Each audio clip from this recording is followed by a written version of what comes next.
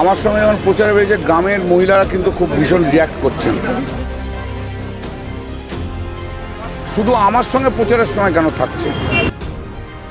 একজন বিধায়ক, অন্যজন সাংসদ এবং ভোট প্রার্থী, একই দলের, তবুও বিধায়ককে গাড়ি থেকে নামিয়ে দিলেন সাংসদ। উত্তরপাড়ার বিধায়ক কাঞ্চন মল্লিকের সঙ্গে প্রচার করছিলেন তৃণমূল সাংসদ কল্যাণ বন্দ্যোপাধ্যায়।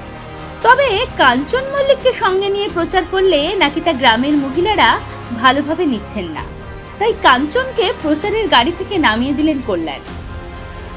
কোন্নগর নবগ্রাম পঞ্চায়েত এলাকার ভোট প্রচার ও জনসংযোগ করছিলেন কল্যাণ। কল্যাণ বন্দ্যোপাধ্যায়ের হুটখোলা গাড়িতে কাঞ্চন মল্লিককে দেখা যায়, কিন্তু তাকে নিয়ে প্রচার করতে চাননি কল্যাণ বন্দ্যোপাধ্যায়।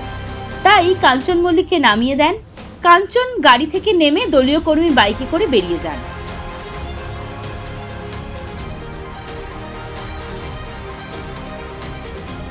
দেখো, উনি মনক্ষুণ্ণ হয়েছেন কি মনক্ষুণ্ণ হননি আমি জানি না। এর আগেও ওনাকে নিয়ে প্রচার আমি বেরিয়েছিলাম। উনি আমার সঙ্গে যখন প্রচারে বেরিয়েছে গ্রামের মহিলারা কিন্তু খুব ভীষণ রিয়াক্ট করছেন।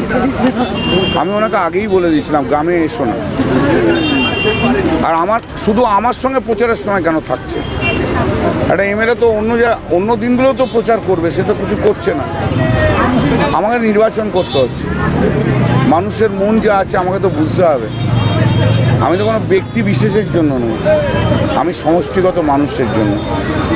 আমি কোনো সমষ্টিগত মানুষকে কষ্ট দিতে পারবো না, কোনো ব্যক্তি বিশেষের তাদের আনন্দ বা সুখের জন্য। রাজনৈতিক মহল বলছে, সম্প্রতি প্রাক্তন স্ত্রী পিঙ্কির সঙ্গে বিচ্ছেদ ঘটিয়ে কাঞ্চন মল্লিক বিয়ে করেছেন শ্রীময়ীকে।